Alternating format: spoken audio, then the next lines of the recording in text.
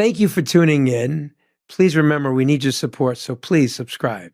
Hi, this is Mike Torsha. Welcome to Live Well and Thrive. I've got a very, very special friend of mine as a guest. His name is Maurice Lamont.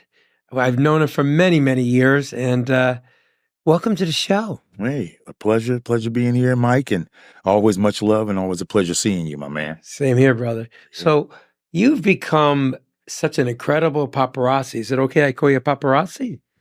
Yeah, I'll take it. I'll take it. I mean, there's some dirt that comes with it, but I'm the different one. I'm the one that gives nothing but respect. And even when I don't get it from whoever I'm trying to interview, I take the high road. Well, you know what I find is when I've seen you in action, like some of the places like Craig's or, red carpets, when celebrities see you, they light up because you're so courteous and you're so polite. And you don't just run in front of them to take pictures. You ask permission. You have a whole different style and energy. And I think people appreciate that. I mean, every time when you would shoot Frank Stallone or one of the other celebrities, they're always saying, he's such a nice guy. He's certainly he's a great guy. I mean, so how did you, I remember the acting, share a little bit of your highlights of your acting career. Come on, you got to share some of the things you've done. Well, I remember working with Nicolas Cage as a kid up north in Modesto. And his first big film, what put him on the map was, what was the one that he did? God, I can't remember the first movie that put him on the map. Was that Con Air, that big one? No, that came much later. I can't remember exactly the movie, but his first big one with Alan Parker, the great director, was Birdie. Oh, yeah. Right, with him and Matthew Modine. And I rescue Nicolas Cage in that movie. So that was kind of the start of my acting career from Modesto, George Lucas country. Okay. Yeah. It's funny, we did a war movie in Modesto. So it just goes to show you when you are a good set designer and so forth, man, you don't know where they are. You think they're in Vietnam, but who knows? Maybe they're in Modesto.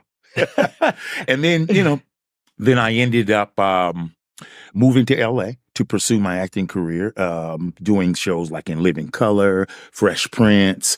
I wanted to be the next Eddie Murphy, of course. And it didn't help me too much because we look so similar. All the roles I would go up for, he would go up for. And since he was the man, you might as well stay home. Same thing with Wesley Snipes. But I ended up working with Joel Schumacher on Batman Forever, which was a great experience. Worked on, I can't even think of all the movies, but Jean-Claude Van Damme, he also really liked me when he came into one of the nightclubs that we used to run. And he was so generous and nice and said, hey, I want you in my film. Came by, and it was just roll after roll after roll after roll. You do martial arts also? Absolutely. What style do you do? Taekwondo, some Muay Thai kickboxing, which is, taught by the Benny Akitas, the amazing kickboxer who, one of the best. Yeah, they brought mixed martial arts to our country. They were the first ones. So trained under him and so forth, and great experience. Just the Taekwondo was better because high kicks and things like that look better on camera. Yeah. In tight fighting and Muay Thai kickboxing and things, it was too tight at that time with cameras. So the more kicks, the prettier it looked. Right. So now how did you segue from acting into the photography? Well, I will tell you, I ended up, let's see here. How did we get to that? Well, after the movies were going well and so forth, and I started training, I began to compete. So I won a lot of shows. So now people were calling me to train them and design their workouts and regimens because I was known as the body sculptor. So I like to take bodies and just sculpt them into perfection. Didn't make them bigger than they should be. Didn't have them smaller than they should be, but everything was on point.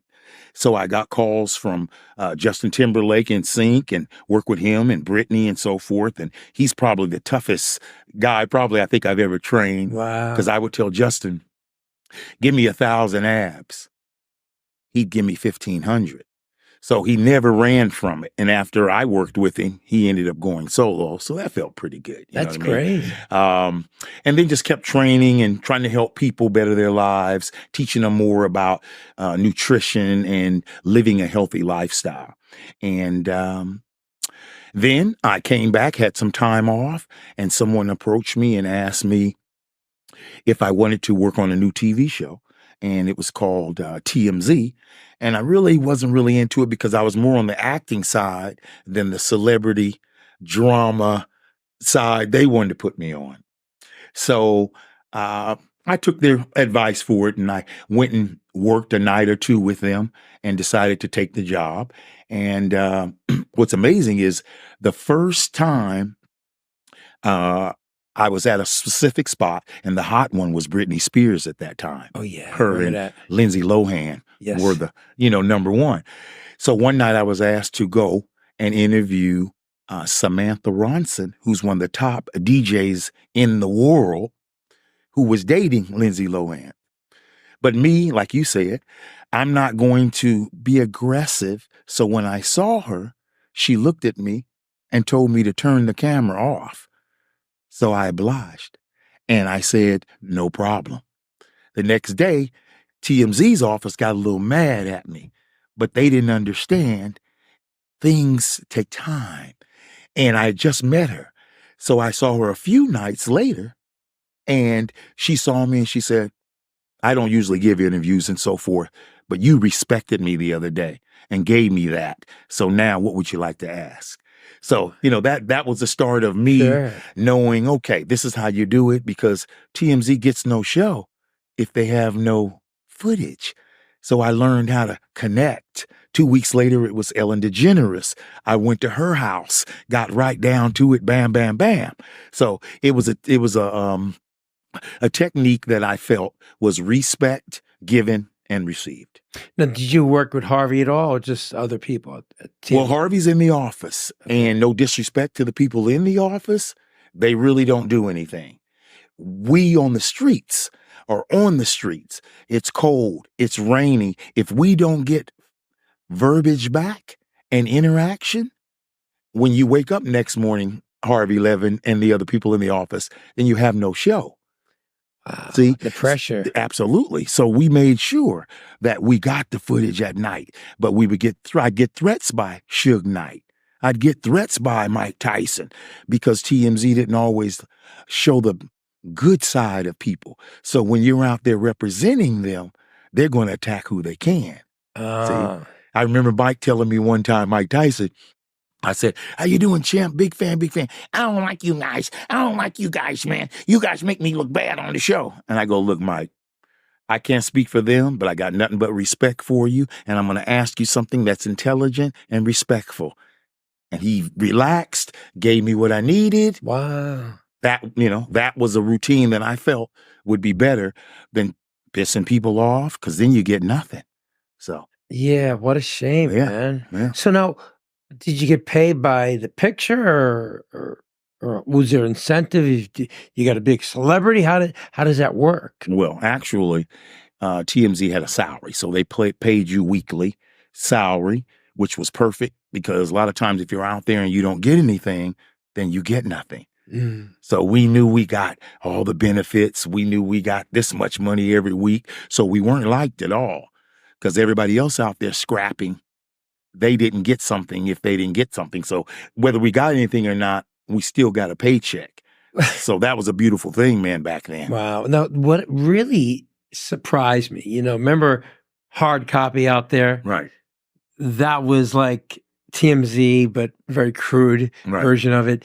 And how, of course, that shut down, I think, after George Clooney came down on them. Mm-hmm. But so then this gets reinvented, but it actually evolves to the fact that I'm watching like CNN and Fox News, and they're saying, courtesy of TMZ, now the largest media outlets are getting TMZ as their sources, because for some reason, TMZ was getting things that these big studio news programs couldn't get. And I was like, wow.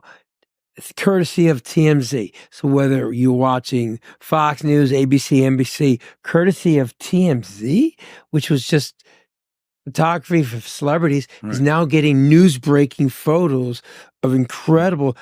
How do they get those tips? What was there a tip line out there? What is? Well, first of all, I want to ask you a question. What does TMZ stand for, Mike? I have no idea. I have no idea. I know, yeah, they've come this far. It stands for 30 Mile Zone. Okay? So when it first started, it was, they covered a certain radius. Okay? Today, if you're somewhere in New York and you see something that's of value, then you'll call TMZ and you'll sell it to them. So now TMZ doesn't have to shoot it or be there. They're the outlet of who you call now, just like the Kobe Bryant. So you could shoot it and then you could sell it to them. So now you got little reporters out there. Oh, absolutely. Absolutely. They don't shoot a lot of the footage you see. Now, back then when we did it, it was all us grinding day and night. Now it's completely the opposite. Like the Kobe Bryant situation. They weren't there on scene when his copter went down, but someone in the sheriff's department took the pictures of Kobe and everybody's remains. Absolutely, but the people that are doing the in the tower, of regulating when planes come and go and so forth, they're the ones that knew the manifest of who was on the helicopter and who was all in it, where they were going, because they went from one terminal to the next terminal to the next terminal. Okay. And our buddy Chris Spencer, the comedian, he called me, Maurice, is this true, man? I can't believe it. I can't believe it. And I confirmed it because Harvey's too sharp now. He wouldn't put something out there if he didn't make sure that it was true and legit. Wow. But TMZ wasn't on the scene. Someone sold them probably the footage or the information, etc. And then as you spoke of the sheriff who was disrespectful, trying to sell pictures of some of the shots that were at the crime scene and so forth, or wreck site. Yeah, the wreck site. Yeah. That's just utterly ridiculous. I think they prosecuted him. Hopefully they did. They paid heavily. Yeah, Oh yeah, she sued them. Yeah. And TMZ, they also have a lot of respect. I got to give that to Harvey. Is there certain things that he wouldn't release or refuses to release? Now, that's either for his moral standings or it's for lawsuits. Either way, there were things that he said, don't do it, can't do it, not right. So I see him once in a while at Goals in Venice. Mm-hmm. He seems solid, Yeah. Does his own thing. He seems, okay. Mm-hmm. I never had a problem. I think, sometimes he gossips a lot, but otherwise. Well, that's what he does. That's TMZ. Yeah. He also, when I moved to LA, he was training at the Holiday Health Spa on the corner of La Brea and Hollywood. Oh, wow. So was Sly, your boy. And Sly was trying to sell his script, a Rocky. Oh, wow. So it's just funny how it goes, full turn of later. Now I'm working for this gentleman and, of course, following Sly, who is one of the nicest guy, we know, and always kind to his fans and people. You just never know, man, what the future you just holds. don't approach him when he's putting the food in his mouth. We'd be at Cafe Roma. There'd be Arnold and Dolph Lundgren, and who else would probably, Mickey Rourke was there. Mm-hmm. And Sly, I'd always sit next to Sly, and his brother would be on the other side of him. And Sly goes, watch. As soon as I'm about to put food in my mouth, people come over, can we do a selfie? So sure enough, we sit there, people come rushing up to the table. Oh, Sly, can I have a picture? Mm-hmm. And he's, and I go, please, can you wait till he's done eating his food, come back in a few minutes? Oh, okay, sure. So I used to be the one that, because he didn't want to be rude to people, but it was just like some common courtesy. Yeah. It's like when a waiter comes to you, he's finding it funny is that you got food in your mouth and he's asking how your meal is. Or like when the dentist talks to you and you're working on your teeth, he wants to have a conversation, you dribble and spit down the side of your face. Why did he do that?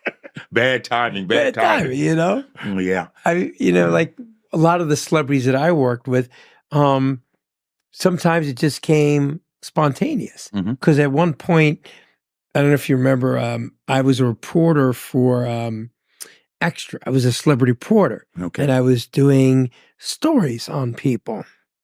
And King World, the executives were watching it, and they liked my style, so they called me up and said, "Listen, this is King World, and I hear all these people talking. We've been watching what you're doing. We want to steal you from Eugene Young.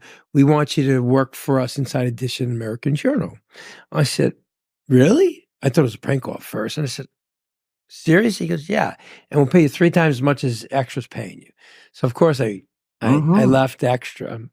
Eugene wasn't happy about that, and then I started doing celebrity pieces for Inside Edition American Journal.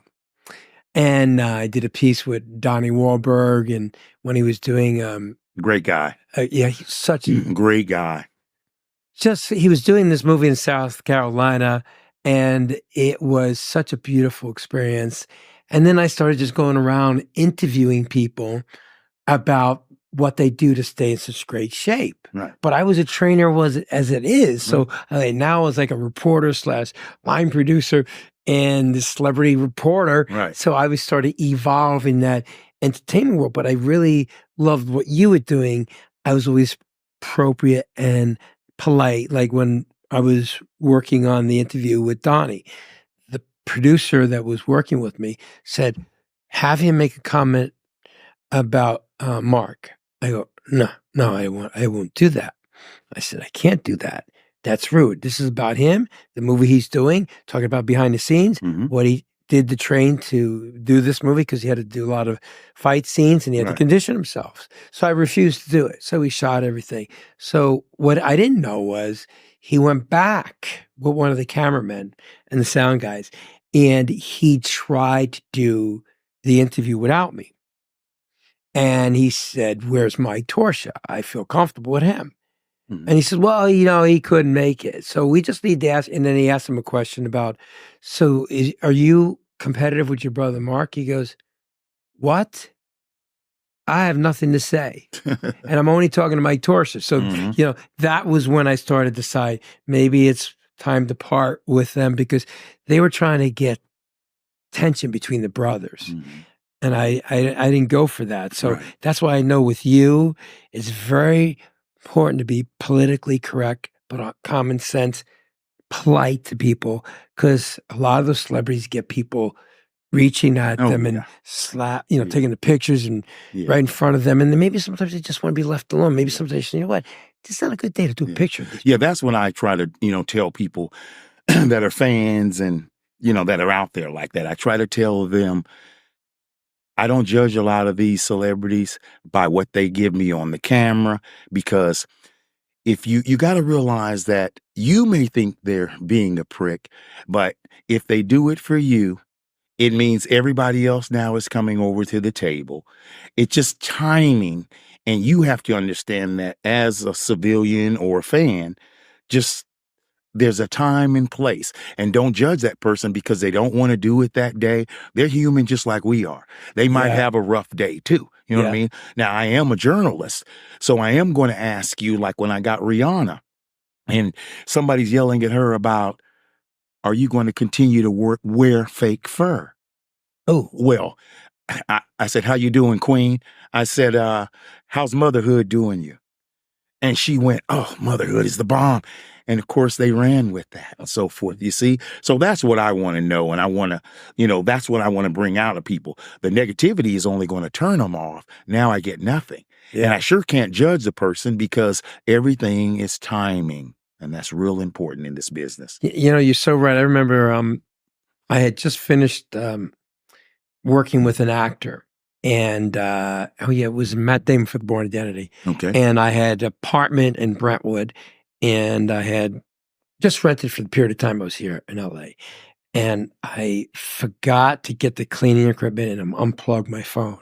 So I went back there, and I had a flight the next day to go back to New York because I had to fly out here, work with a celebrity, and then fly back to New York because that was my home at the time. And I walk in, and I'm about to unplug the phone, and it rings. And I answer the phone. And I go, hello. And he goes, is this Mike Torsha? I said, yes. He goes, I'm calling on behalf of Roseanne Barr. I was like, huh? And he goes, Roseanne Barr was watching American Beauty last night and she saw your credits. She said, well, if that trainer can get that fat bastard with that horrible body looking so fine, he can help me lose weight for my 50th birthday party. Okay. So I said, well, I'm sorry, but I'm going back to New York. And he goes, well, Roseanne will make worth your while. Can you just come down tomorrow?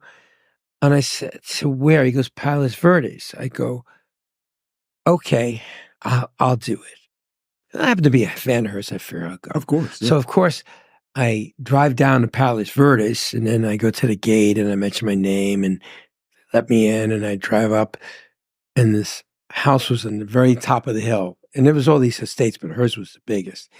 I walk up to the door, and it was monstrous. It was almost like the gate to the King Kong, when Right, it's just right. massive. Mhm. And I found out later on in there when you go to the house, it's all the chairs are oversized, the tables are oversized, because she saw on a special on Oprah that her boyfriend got her all oversized furniture so she wouldn't be self-conscious about being big. Okay. So she did the same thing. So everything was like, I felt like a kid when I was sitting in a chair. Everything's oversized in the house. Yeah. But anyway, so I ring the doorbell.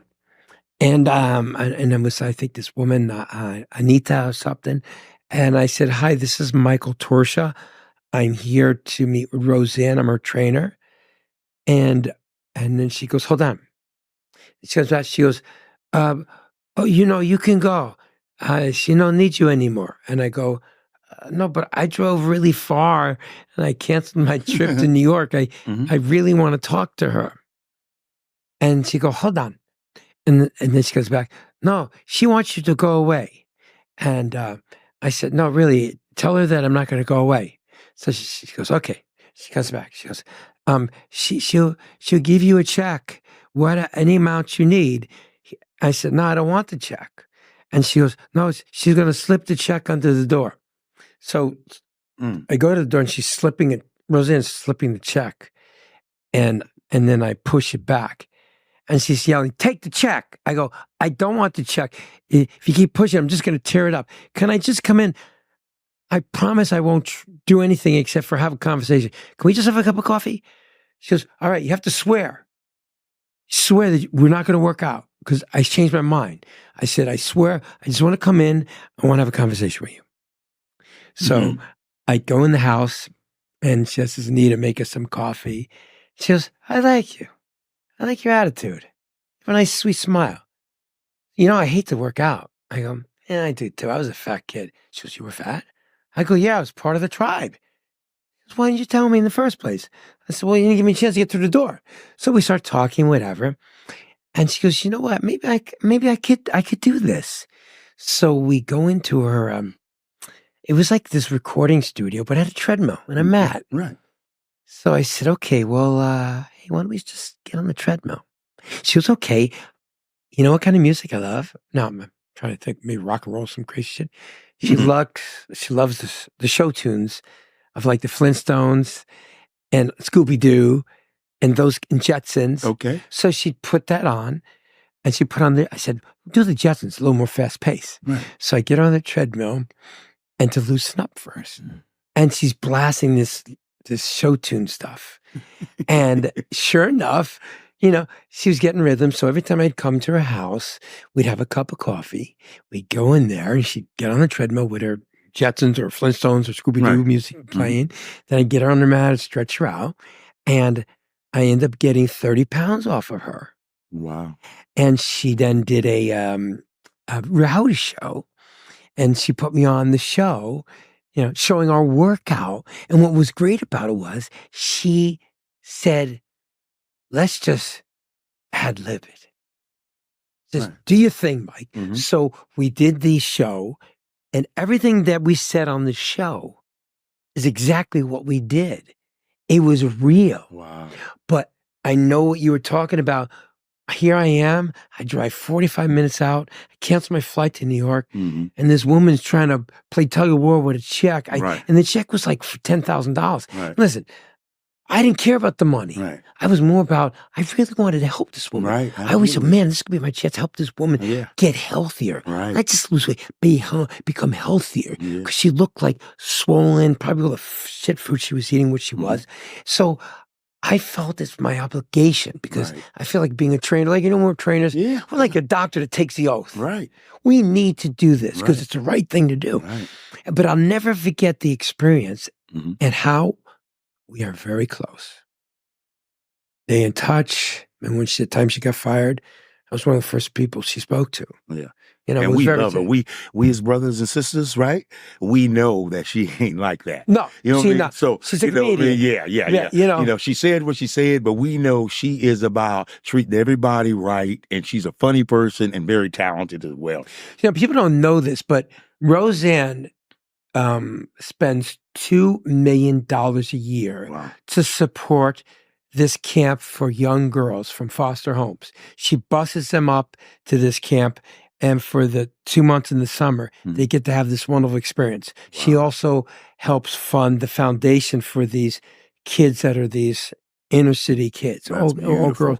And I got to tell you something. She's not like Angelina Jolie and some of these other, like Sean Penn, where they have a photographer taking pictures of them doing things, with children or saving people in Katrina, like Sean Penn did. Mhm. That was all staged. Right.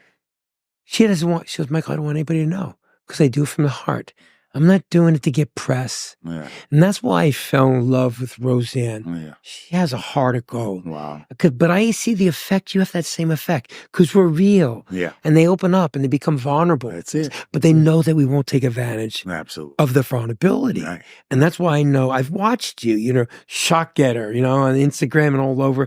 You're getting these beautiful shots those other guys would never have gotten. Right. Because of the fact you treat people with utmost respect. Absolutely. I'll tell you what's the biggest incident that I've had was I had met Justin Bieber, and in the office, I used to hear people, not just in the office, but also on the streets, they would always, kind of, this kid's out of control and this and that and so forth. You and I, we understand. First of all, we were kids too. But when you look at the discipline and the upbringing of that type of kid, there is no way he isn't going to be out of control once he comes to Hollywood and all the wealth and success. And he and I, we really connected of nights where we would be places and he would hate all the photographers and videographers. He would go, where's my buddy? And I'd be like, here I am, and he'd be like, come on over. And he'd let me sit around him as he entertained all kinds of kids sitting on the cement behind Mastro's in Beverly Hills, right? So he and I, we really connected. I wasn't more one that was always following him, but I always wished him the best. Even in the office, I said, look, man, all the kid needs to do is surround himself with positive people and things like that, right? And next thing I know, the night before I'm heading out to Austin, Texas to see my little one, somebody invited me, hey, come by the church where he goes and fellowships, because now he is a great woman, the Baldwin girl, and I love the Baldwin family as well. So me and Stephen go back. But how they love the Lord, this is what you need when you're an out-of-control kid. Whether it's the Lord or whoever, you need the discipline and the people around you to tell you, that's right, that's wrong. Not just yes, yes, yes, yes, yes, right? So the night before I'm getting ready to fly out, the night before my birthday, I'm at the church and he comes out and I go, hey, buddy, what's going on? Next thing you know, the whole night turns awry because he ends up turning into me in a monster truck, right? Oh, shit. And, I know it wasn't intentional, first of all, we don't know anybody's mindset, but from me knowing him, he wasn't that kind of person. But the truck, I think, was just too big for him or anybody, right? And turned into me and hit me. And then my whole life kind of changed after that. Oh, wow. So got a little injured from that, my knee and so forth, a little bit of surgery, etc. But my point is that I've always wished him the best. And after the whole situation got resolved and he's happy and I'm happy with what, transpired, that, his face became paralyzed at one time, and I was sending out posts and things on my IG and prayers and everything because I've always wished the kid the best. Mm. But that was the celebrity that hit me, and it was a game changer, and so many people attacked me from outside that didn't know me or my relationship Oh, with him wow. and the respect that I had for him and all the other celebrities that I've interviewed. So that was a game changer in 2017, being hit by that. So I didn't know you sustained those injuries. I'm so sorry. yeah, meniscus tears, et cetera, and but we're in shape. So what we do is, even while I was doing that, we're working out the other 85-90% of our body. So when you can work on that particular part, because if you break your arm doesn't mean you can't work on the rest of your body. Yeah. And that's what most people, any excuse to get them from not working out. So, Well, the big game changer for me, as we're sharing stories, right? Right. Good, bad, and ugly, Yeah. was in 2003. I had a meeting with Rob Keneally at CAA. He's the head packaging agent over there. Okay. And he had told me that he's got Bravo. They want to do a reality show about me being a celebrity trainer. And I had gone there, to give him some information about, so they can build out the show. Right. Well, on the way back, I was driving down on Worcester Boulevard, and a pickup truck ran a light. So instead of stopping at the light to make a right, he just went through it. Okay. He did that, what they call California roll, Right. because he wanted to get the parking spot in front there because there was a laundromat right there. So I had this badass chopper, 300 size tire in the back. It looked like the Batmobile, version of the motorcycle, Right. and it had a long fork. Well, with those kind of bikes, you can't just evade, Right. trouble. Yeah. So I went flying over the chopper. Oh my goodness. And totally unconscious, and face was all raw. It was a mess. So I crushed my right hip. I tore my bicep, tore this whole rotator cuff, partial tear here, tore my I was a mess. It changed my world. Of course, I lost the show on Bravo. My agent wouldn't call me back. Because I was. Yeah, y'all broke up now. I'm roadkill. You're RoboCop. You're RoboCop. Right. So now here I am. I'm like, shit. My face looked bad. I mean, because it was really raw. They had to regenerate it with laser. You can't see it now. There's a little bit of speck wear. But I looked like the Terminator when it was half raw. Wow. That's how bad it was. So I had to go through 3 years of rebuilding my body. All the hot chicks I was dating wouldn't even return my calls. In fact, I was supposed to go to the Academy Awards. I had tickets to go to the Vanity Fair party. And my date was this model in New York, and she called me, and I was in the hospital. And she goes, Mikey, I got this electric blue dress for Sunday night. I can't wait. Man. I go, babe, I was in an accident. She goes, oh, you okay? I said, no, I'm not okay. She goes, are we still going to the Academy Awards? I said, no, I can't go. And she goes, what do you mean? I said, because I have a crushed hip. I'm all torn up, but I thought maybe we can, I'll be out of the hospital on Saturday. Maybe we can just order Chinese and watch it on TV. She goes, huh?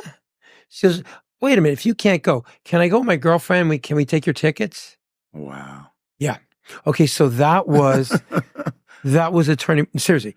Yeah. That was a turning point in my life. Also, my so-called friends, because I'd always go out and I pick up the tab everywhere we go. Wouldn't even call me to say, how are you? Do you need anything? Yeah. Seriously. I was blacklisted. I got hurt. Yeah. I thought my friends would be there. I couldn't even get a hold of anybody. I wanted someone to help me get groceries.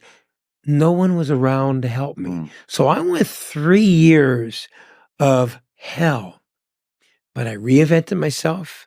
I rebuilt my body. I created a program called Academy for Children, which was dedicated to, I call it the Holistic Health Foundation, to help out children, to build an academy for kids, to educate kids.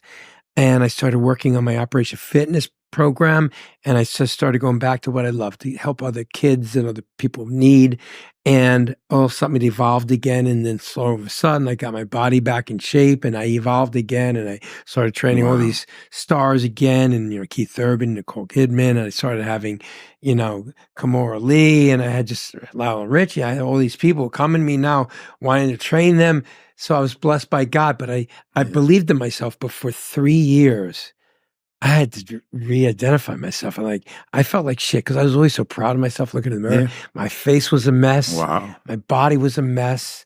I had to go for multiple surgeries. You know, when you have all the drugs and the IVs, I felt like a freaking blob. Wow. So I went through a period like you went through a period, but you know what? I was blessed by God. I stayed positive. That's it. And my determination as an athlete gave me the dedication to rebuild my body again. Yeah.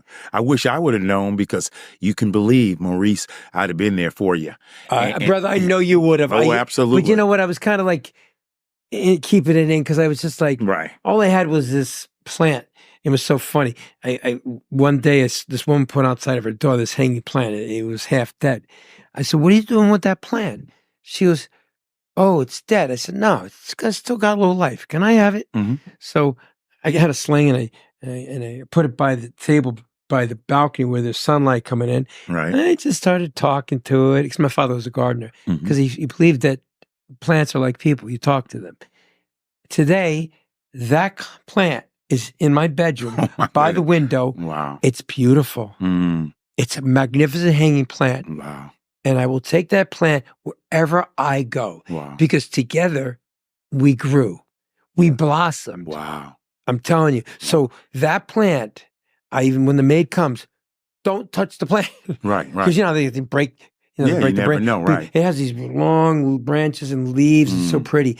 But that plant is symbolic of how we grew together. I re-identified myself, reinvented myself, actually, you know. But I really found that my mother said to me, she made me laugh. She goes, "You know, maybe that truck knocked some sense into you." All right? Because after that, I am very careful who I allow into my life. I don't want people like you in my life. And I got to tell you something. So sometimes things happen for a reason, even though you didn't want all that shit going on with your body. Right. It probably just even made you even a better person than what you are today. Absolutely. I appreciate life. Oh yeah. Oh yeah. But you know, you and I, we're fit junkies. You know what I mean? So, you know, that didn't detour me, you know, when that happened and so forth. And I'm like you, I'm in the gym at least 4 or 5 times a week. It used to be more, but right now it's more about maintaining a healthy lifestyle. You know, I don't need to be the buffest guy, but I need to be flexible. I need to have my core right. I need to eat fine things that I want to eat. But like you were speaking of earlier about organic, very important what we put in our bodies, you know. And it's funny when, like you said, the lady said about how Whole Foods means more money. I was in Whole Foods and clowning them recently because they're supposed to be the healthy store, right? Then why don't you have any seeded grapes or watermelon? They only sell seedless grapes and seedless watermelons. Which is very interesting to me because you're talking about setting a standard of health, and now you're giving me some GMO. You're giving me some things that, you know, cotton candy grapes and all this kind of stuff. They do taste delicious, by the way, I must say. Well, you know, it's like they say they're this, but then I think as they got purchased by Amazon, right, they got kind of sanitized. Because when it was original Whole Foods, you remember Mother's? It was called Mother's or something. No. It Wasn't was called Mrs. Gooch's. Mrs. Gooch's, that's right. Mrs. Gooch. Yeah, Mrs. Gooch's. Absolutely. You know, it's so funny. The Mrs. Gooch's on Sepulveda and Ventura. When I was a trainer at the gym we were training at Hollywood Gold, I bought a body fat caliper gun, and I went into the manager. I said, "Listen, how about I come here on Saturdays afternoon and do free body fat testing, and I give people my flyer to train them." Right. Wow. And that's what I did. I stood in front of Mrs. Gooch's, and I had people come and I would check their body fat, and then I'd give them my flyer, and that's how I was getting clients. But that's when when I was in the beginning. But I did grassroots, just talking to people, getting out there, and they were so wonderful because they said, "We like that you're healthy, and you're going to encourage people to eat our healthy food." Absolutely, and that's why they wanted me there. Right. But when Amazon bought it over, it's not that same store, because remember how special it was? all the food was Oh, yeah. much Yeah, better it was like a quality. farmer's market is really what it was, you know. But that's what I wanted to ask you also. As long as I've known you, you've had some incredible clients that you've trained. How did you, acquire those big names like that? Well, it was so funny. He asked that. It's like I was one day. I was with a friend of mine, and he's an actor, and Jamie Cartrochi. Okay. So I said, Jamie, I said, I need to get to Jamie. the studios, and I want to meet these people. How do I get there to maybe see if the production office? He goes, well, Mikey, the only way you do it is, usually I have the sides, and I drive to the gate, and I tell them that I'm reading for so-and-so, and they let me in, and then I just go around and I, read and do that. And I said, well, gee, wait a minute, maybe I could just say that, and I'll then go in and I'll go to all the different production companies and I'll put up my flyer and Right. what I do. So we saw in one of the trades that John Hirschfeld was doing the Casualties of Love with Alyssa Milano and Jack Scalia. So I said, Jamie, how about this? I'll go with my red Explorer, my SUV, and I'll put a cap on and I'll say I have a special delivery for John Hirschfeld. He goes, yeah, that'll work. This is before 9/11, of course. Right. So I go up to Warner Brothers where he had the production office. And I said, I have a delivery for John Hirschfeld. And he said, well, you can leave it here. I said, no, he has to have his signature. Okay. And then he gave me directions where to go with the production office. Right. So I go over to the production office, and then I'm like downstairs, and I said, I have a package for Mr. John Hirschfeld. She says, well, I could take it. I said, no, he has signed for it. Oh, I can sign for it. I said, no, I was told only he can sign for it. So I go up the stairs. She gave me directions where to go. And I hear him talking. There's Alyssa Milano and Jack Scalia in there. So I knock on the door. I go, hi, Mr. Hirschfeld. He goes, yes. I said, I'm my tour shot. He goes, oh, do you have something for me? I said, oh, no, I just use that to get in through the gate. Because I wanted to come in because I'm a trainer and I want to see if I could train the cast in the movie. Right. So John goes, look at this guy. He's got balls. He just comes in here. And he goes, yeah, but John, look at the guns on him. This guy's in shape. He goes, the right. trainer that you guys got me, he has me eating ice cream and pizza. I keep farting all day and I got gas. I'm going to look like a blob. He goes, why don't you give the kid a chance? He goes, okay, you can start tomorrow. So then I started training Jack Scalia and working with Alyssa Milano for Casualties of Love. And so sure enough, that's how I got that break. But it was so funny because we were doing the Buonafuoco story. Okay. So to backtrack that is Jack kept saying, Buonafuoco's coming to the set in a few weeks. So when he comes, I'll tell you what, this is before people knew he was a bad guy. Right. There was a good guy. There was a good guy at that point. So I go, oh, that'd be great, right? So he goes, so when he comes, what I'm going to do is I'll go out first to meet him and then come out like 2 minutes later and then I'll introduce you. He said, but just to let you know, this guy's pretty crazy. He's mob connected. He's a bad guy and he's coming with this other guy. He's probably the head of a family or something. I said, oh, okay, me, but I'm just being quiet. Yeah. So Jack goes and then he goes, hey, Mike. So I come out of the trailer and I come around.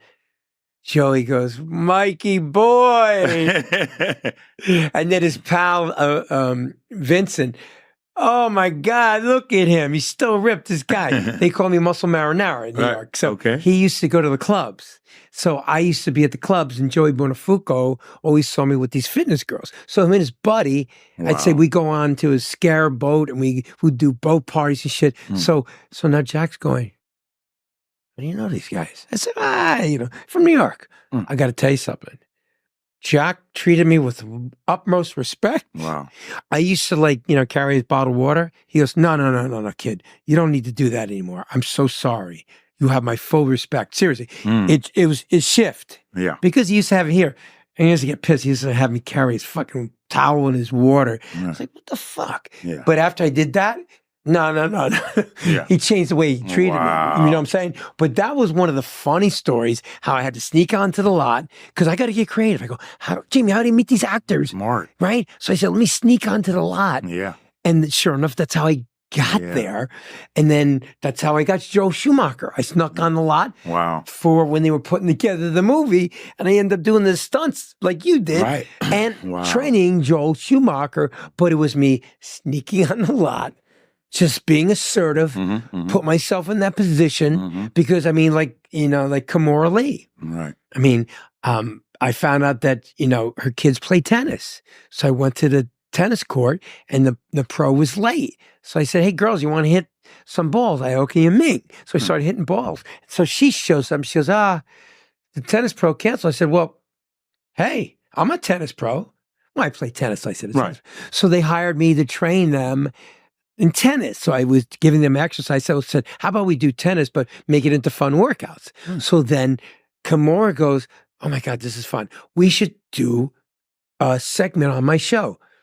I think it was Road to Glam or whatever it was, her reality show. I forget whatever it was called. So we go to the tennis courts, a public courts over on Veteran, you know, in Westwood. And sure enough, she says, let's just do whatever you say Mike will do. And we ended up doing it. Nothing was rehearsed.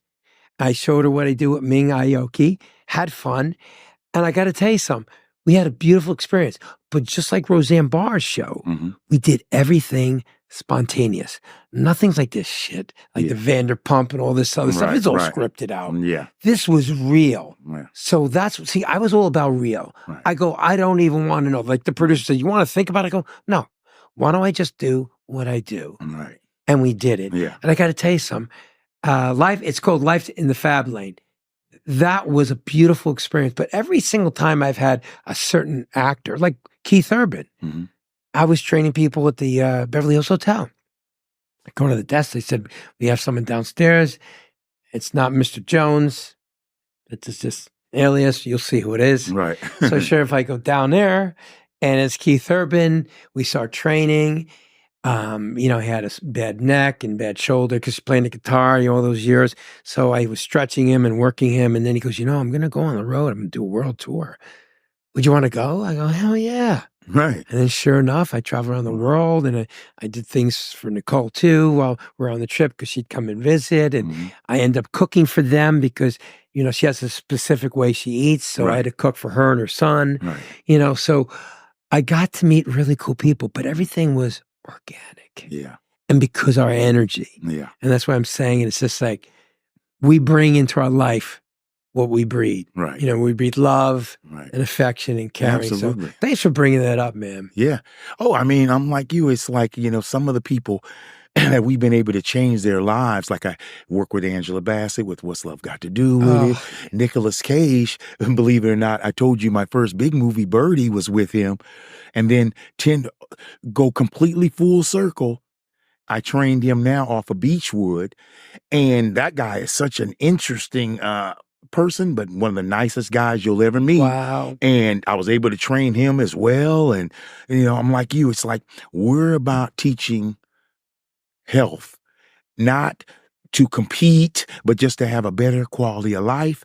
And that was, you know, like you said, we'll do that for anybody. And it's not about the money because you also going to share that with your loved ones, your kids. It's a, you know, it's a way of life. And you know? So they can enjoy the journey. Absolutely. Well, listen, we got to do this again and just talk about more of these stories because this is fun shit, you know? So thank you for coming on, brother. Appreciate you having me, Mike. You know, always a pleasure, man. Yes. Thank you for tuning in. Please remember, we need your support, so please subscribe. Thanks for watching. Hey, thanks for watching this episode. Got great news. The merch is ready. You're going to see an array of all kinds of great products. Go to operationfitness.com. If you want to order anything, click on my store. Thanks for your support.